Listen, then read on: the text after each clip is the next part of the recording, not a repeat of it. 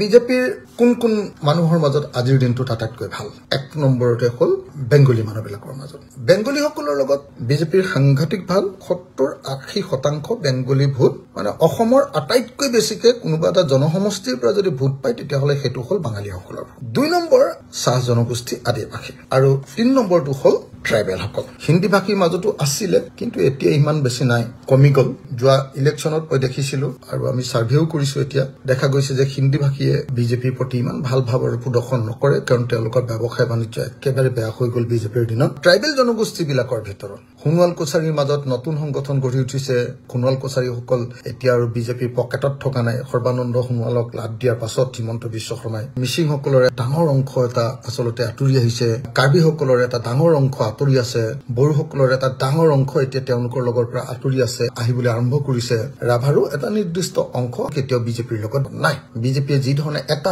জাতিক সবকে মিছা কথা কলে ছয় জনগোষ্ঠীক জনজাতিকৰণ কৰিম বুলি 100% মিছা কথা কলে অহা 25 তাৰিখে যেটো ৰিপৰ্ট দিব মই আগতে কৈ থৈছো শুনিলক আপোনালোকে সেই ৰিপৰ্টত মৰাণ আৰু মটকক জনজাতিকৰণৰ কোনো অসুবিধা নাই বুলি তেওঁলোকে দিব বাকি বিলাকৰ ক্ষেত্ৰত তেওঁলোকে এক্সিস্টিং ট্ৰাইবেল বিলাকৰ অসুবিধা আছে বুলি কৈ সেই গুটি ব্যৱস্থাটোৰ পৰা আঁতৰি আহিব অৰ্থাৎ সমস্যাবিলাক দেখুৱাই বাকি বিলাকৰ কাৰণে এটা সিম্পেথি তাৰ বাহিৰে এই ৰিপৰ্টটোত একো থাকিব নোৱাৰে সেই জনগোষ্ঠীৰ বহুত লিডাৰশ্বিপ বিজেপিৰ লগত সম্পৰ্কিত বা তেওঁলোকৰ লগত জড়িত কিন্তু যিমানেই নকক লাগিলে এই 6 জনগোষ্ঠীৰ ৰাইজে কেতিয়াও বিজেপিৰ এই মহাঠগন সমাহৰ ভিতৰত জনজাতিকৰণ কৰিম বুলি কৈ যি মহাঠগন দিলে এটা নামানে ট্ৰাইবেলসকলক কি কৈছিলে বিজেপিয়ে মিচিংক কৈছিলে ৰাভাক কৈছিলে তিৱাক কৈছিলে সোণোৱাল কছাৰীক কৈছিলে 6 শিডিউল দিন অৰ্থাৎ সংবিধান সন্মত তোমালোকক ছাত্ৰ শাসন দিলে নে নিদিলে মিচিংসকলৰ যেটো মানে আলি লিগাং তাকু ষ্টেট বন্ধৰ দিন ঘোষণা কৰা নাই মইহে লাগি আছো বিধানসভাত ট্ৰাইবেলসকলক সংবিধান স্বীকৃত ছাত্ৰ শাসন দিব লাগে বুলি কোৱা মানুহটো অকল মই বিধানসভা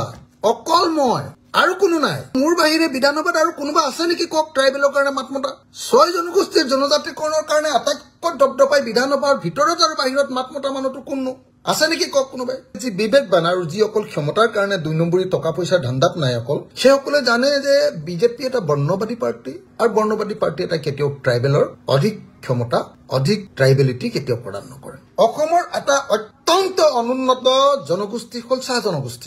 জনগোষ্ঠীৰ মানুহক এবাৰ যেতিয়া ঝুমুৰ নচাৰ কাৰণে ছোৱালীবিলাকক 25,000 আৰু ঢোলকিটো বজোৱাৰ কাৰণে 25,000 টকাকে দিছিলে তেতিয়া আমি দেখিছিলো যে শতাধিক ল'ৰা ছোৱালীয়ে কৈছিলে যে আমাক 25,000 দিব পাৰে এই কাৰণে কিন্তু আমি এই পইচা ললো বুলি বিজেপি হৈ যোৱা নাই আমাক জনজাতিকৰণ লাগিব চাহ জনগোষ্ঠী আদিবাসী মানুহৰ কাৰণে আমাক মাটিৰ অধিকাৰ লাগিব এই প্ৰশ্নবিলাক উত্থাপন কৰিছিলে এটা চাহ জনগোষ্ঠীৰ মাজত বহুত শিক্ষিত ল'ৰা ছোৱালী ওলালে জানো যে তাৰ কেইবাটাও সংগঠন পুৰা বিজেপিয়ে কিনি লৈছে কোনোবা সংগঠনৰ লিডাৰক এবাৰ ৰিজাইন কৰোৱাইছে যাতে বিজেপিৰ টিকেট দি ইলেকশ্যন খেলাব পাৰে আৰু তাৰ পিছৰ সেটটো মোটামুটি সেটিংত ৰাখিছে মাইক্ৰ ফাইনেন্সৰ ধাৰ অসমৰ মহিলাৰ আটাইতকৈ ডাঙৰ বিপদটো হ'ল ঋণ ধাৰ সব বিলাকে সৰু বেংকৰ পৰা ঢেৰ ধাৰ লৈ থৈছে হিমন্ত বিশ্ব শৰ্মাৰ অহাৰ আগতে সৰ্বানন্দ সোণোৱাল অহাৰ আগতে 16 চনত যিবিলাক ধাৰ 30,000 টকা আছিল 25,000 টকা আছিল সেইটো 2,50,000 লৈ বৃদ্ধি পাইছে হিমন্ত বিশ্ব শৰ্মাই ধাৰ মাৰিব নালাগে বুলি মহিলাবিলাকক ক'লে মহিলাবিলাকে ধাৰ নমৰাকে থাকিলে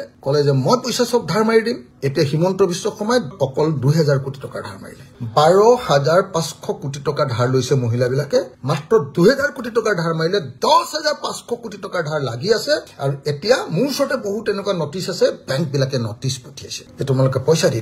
দিয়া কাৰবাৰ ঘৰবিলাক আকৌ খুলি লম বুলি কৈছে সম্পত্তি ক্ৰুক কৰিম ঘৰবিলাক সিল কৰি দিম অপচনত দি দিম বুলি কৈছে হিমন্ত বিশ্ব শৰ্মাই কি দিব কৈছে তো জানে ষ্টুডেন্ট বিলাকৰ নতুনকে নিযুত বাবু দিবলৈ লৈছে নহয় জানো নিযুত বাবু নে নিযুত ছাত্ৰ কিবা এটা কৰিবলৈ লৈছে আকৌ কিবা এটা পইচা দিবলৈ লৈছে কিন্তু সেই পইচাটোৰে এবাৰ নোৱাৰিব আৰু এবাৰ ইলেকশ্যনৰ আগত অৰুণোদয়ও কেইবাটা মাহ একেলগতে এডভান্স দি সেই বিহাৰৰ নিচিনাকে ইলেকশ্যনৰ সময়ত 10,000 টকা এটা দিবলৈ সিদ্ধান্ত লৈ থৈছে কিন্তু আগৰবাৰ হয়তো সেই